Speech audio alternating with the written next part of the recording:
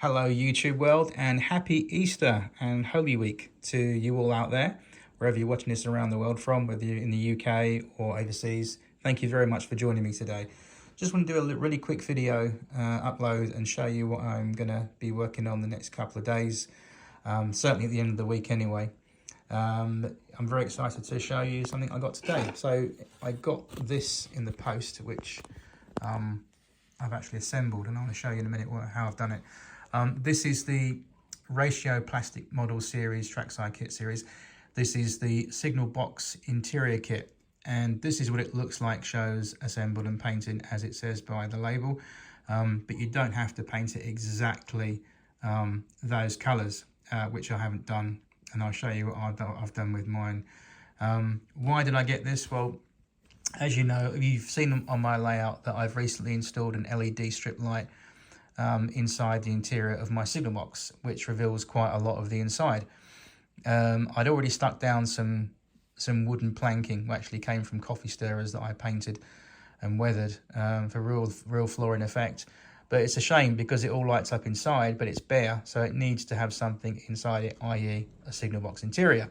So having worked in a signal box myself when I was on my railway days, I wanted to replicate that. So I've put this together this afternoon. It's quite a nice little kit.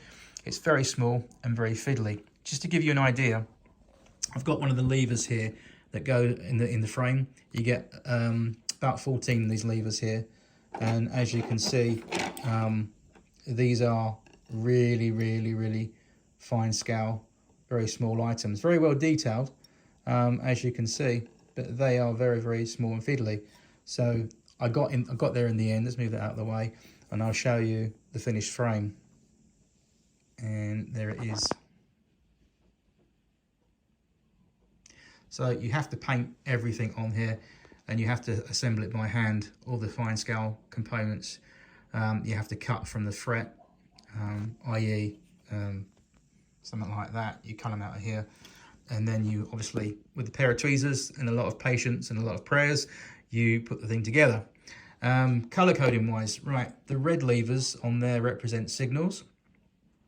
The light blue levers represent points, and the black levers represent facing point locks, which is an interlocking mechanism to lock the points in place. So they're on there. The yellow levers, or you can just about make out that in the middle there, the yellow levers, they're for distance signals, and I've just done as best I can to paint in the signal identification plates. No one's going to read the darn things because they're inside the signal box, but the thing is, if I know they're there, that gives me peace of mind. I know they're there, and you'll be able to see it in the next video when everything's in situ.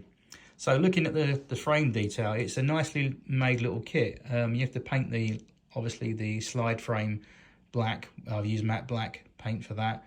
I forgot to mention, obviously, the business end, or the whole thing's a business end, I should say, but the end of the lever frame there, I've got two brown levers, and the brown ones, which are those two ones there, they are for the level crossing.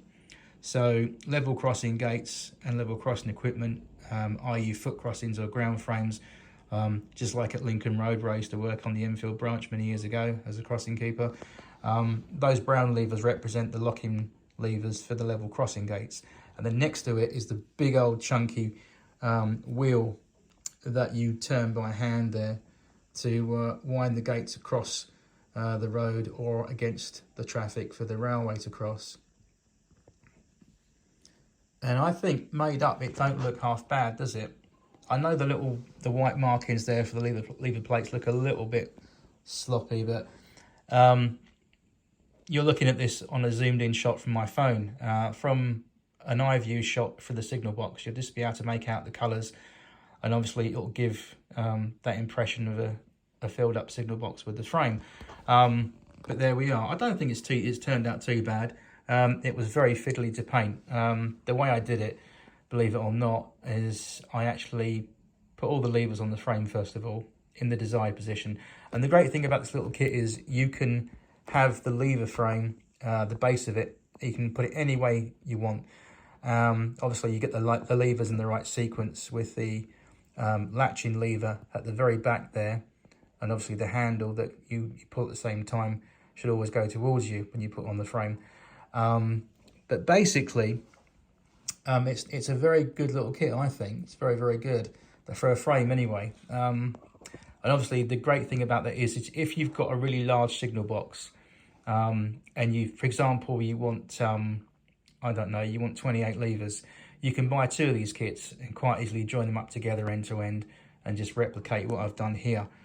But it's great. I think I'm very impressed with that. Very fiddly, but it was worth it. And I've spent best part of the whole day so far this Thursday doing this, and it's really, really helped with the old mind as well. It's really a relaxing thing to do. It was a great joy to put this together so far. But that's going to go inside my signal box on Saturday. I'll get that in there. So when you see the next video, I'll show you it all in place and it will make more sense. But yeah, the good old level crossing winding wheel, the end there. Oh boy. I'm not going to name his name on social media or on YouTube on this video, but there was a certain signalman who worked at Spellbrook level crossing signal box before it was taken up. And if you want to know where Spellbrook level crossing signal box is now, if you visit the Epinonga Railway, at the very end of the Central Line in East London, the Epinonga Railway, the signal box used there was from Spellbrook. Anyway, the story of the wheel there was very infamous because this certain signalman was bored one day and he was just winding the wheel, building up kinetic energy, and obviously he forgot. He let it go as this car came across the crossing and it restarted the front of the car, shall we say. The gates just completely smashed in the front of the car. I would love to have seen that personally, but another story. Anyway, so that's the lever frame all done. So it's very, very tiny, guys. Look at that. It's lovely though, isn't it? Nice little thing that is. So that's all dry. We'll put him over to one side, bosh him over there. And this is something, I've just got this sitting on this piece of scrap that came with the kit. I think everything's been taken off the fret there, but this is a stovepipe little stove there, coal fire, complete with a coal bucket there. It sits on a nice little ceramic square of tiles. I've painted that matte black. I've purposely discoloured the yellow tile in there to make it look, obviously, where it's been, there's coal dust on there and it's been burnt, it's worn. Obviously, you know, bright shiny yellow would not be the thing. It would definitely be a very grubby area. But well loved by the signalman, obviously, stoking his coal fire, keeping him warm. But that's great, isn't it? Another little item that comes with the kit. Again, you've got to paint these accordingly. So that's all painted, but you have to paint the thing when it comes in the kit. A little bit of detail to fit probably in the weekend. There's a clock there, wall clock. Obviously, I haven't painted the hours and the hands and minutes because that's too finicky. But it just gives the impression through looking through the signal box window with the light on, there's a clock on the wall there. That makes sense. Again, I know it's there. So that's another piece of little bit of a additional material there, or scenic item. Here we go. This is a nice little thing. We've got the signalman's work desk there. And it's got a little bit of green paint splodged there. I'll tidy that up with some paint in a little bit once that's dry. But we've got the signalman's train recorder book there, the good old TRB, where I first cut my teeth as a young railwayman at Hackney Down Signal Box, the old train recorder book, train register book actually, should I say. And a nice little spot lamp over that as well, and a nice little set of cupboards underneath to keep the spare train recorder books, and also the ones that have been filled in, and all the logbooks and all the sort of gumph like that. I'm not going to tell you what Holmes Park Level Crossing used to keep in their storage cupboard. It's rather naughty, but there we are. That's for another story. So we'll get rid of that. And also I've painted this, as you can see. Whoops. I've just used some, for example, some sleeper grime for the wood effect on the top of the desk there. I'll paint that blob of glue out in a little bit, I think. But just to give you an idea, so far it's been painted. I chose that colour green, by the way. So there's that little item. And lastly, but not least, I'll bring in this fret, because they're still on the fret. I haven't removed them yet because they're drying and it's easier to paint. Just a little tip really for guys out there. If you're painting super detail items to fit to any model, not necessarily a model railway product, but a car, a plane, anything you're making, it's always a good code of practice to actually keep these small items on the fret and paint them whilst they're on the fret, because the fret does the job for you. It holds everything in place, and you're not going to get your fingers and hands grubby, and you're not going to learn a new language when you drop it on the floor, or you muck it up. I've left these on the fret to dry, which they've pretty much done now.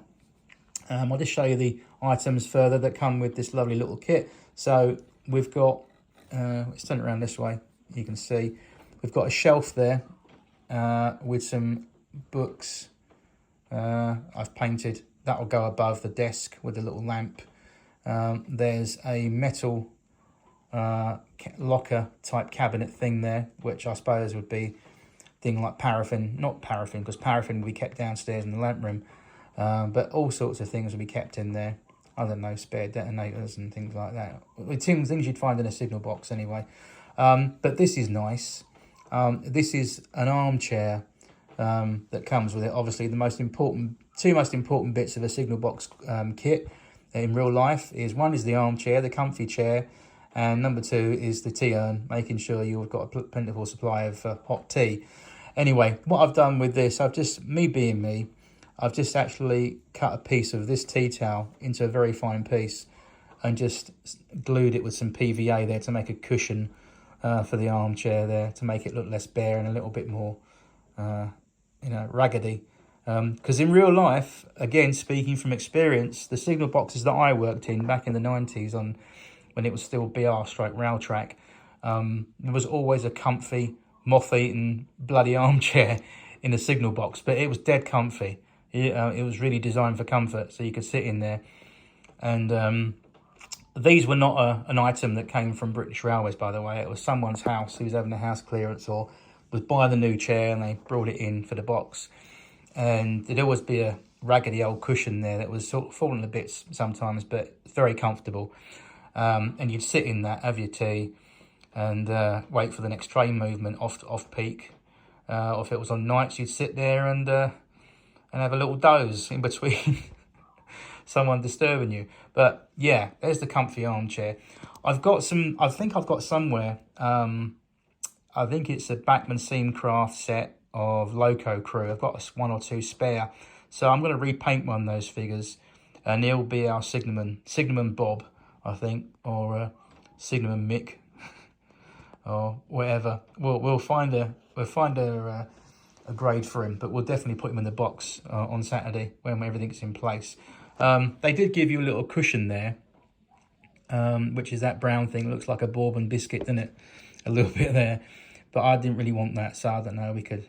We might even actually use that as a doormat outside the box or something. I don't know. But there, that's pretty much it all done there. So these are going to be cut off the fret on the weekend when I put everything in place.